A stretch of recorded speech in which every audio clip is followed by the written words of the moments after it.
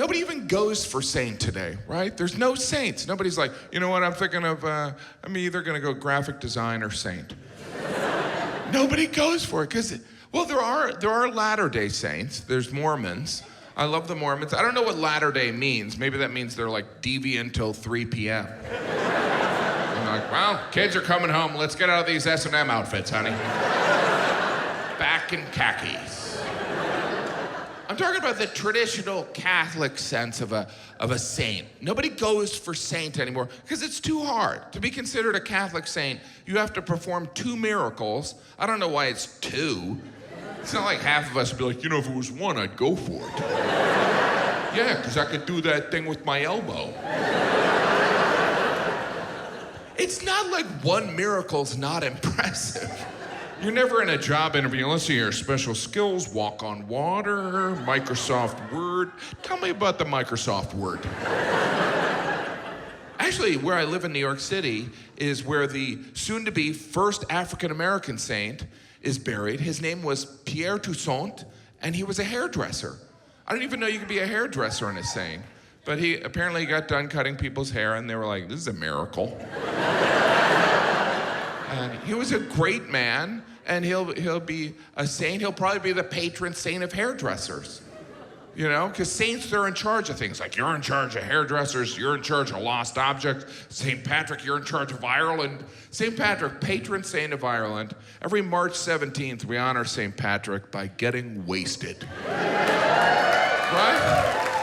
But we don't know. We don't know. St. Patrick could be up in heaven going, I didn't even drink. What are these people doing? I like the color blue. I made that very clear. Can someone remind God I'm from Italy? I don't want to rock the boat here, but these Irish are degenerates. Because they don't get to choose what they're the patron saint of, right? Like Saint Bonaventure, patron saint of bowel issues. I'm not making that up. Bowel issues. Talk about a promotion you don't want. Bonaventure's in heaven, St. Peter comes and goes, Bonaventure, you're a saint. Bonaventure's like, yes, yes. Am I the patron saint of scholars? Not scholars. What am I the patron saint of? Bowel issues. Bowel issues? Yeah, you know when someone's getting a colonoscopy, or say they're sitting on the toilet with IBS or explosive diarrhea, and they're praying to God. Well, we don't want them praying directly to God. So you would be like a conduit. That way, God's not talking to someone who's doing number 2. Okay. Of course, I'm talking about Catholic saints because I'm Catholic. I'm not a good Catholic. Like, if there was a test for Catholics, I would fail. But then again, most Catholics would fail, which is probably why there's not a test.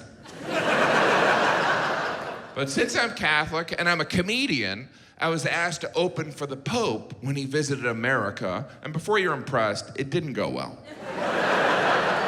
Like, I opened for the Pope, but the Pope wasn't sitting there like, ha, ha, ha, ha.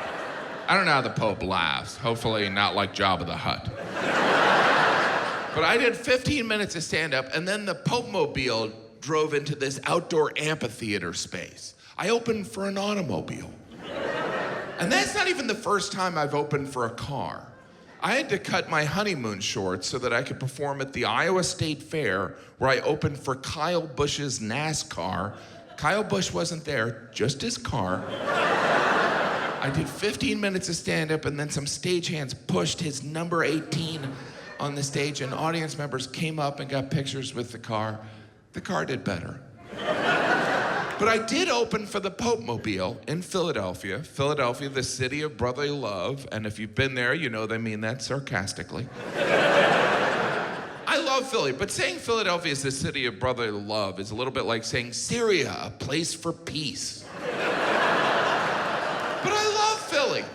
I love the whole Northeast. I'm from the Midwest, but I choose to live in the Northeast because I love the energy and I love the fact that everyone in the Northeast is angry for absolutely no reason at all.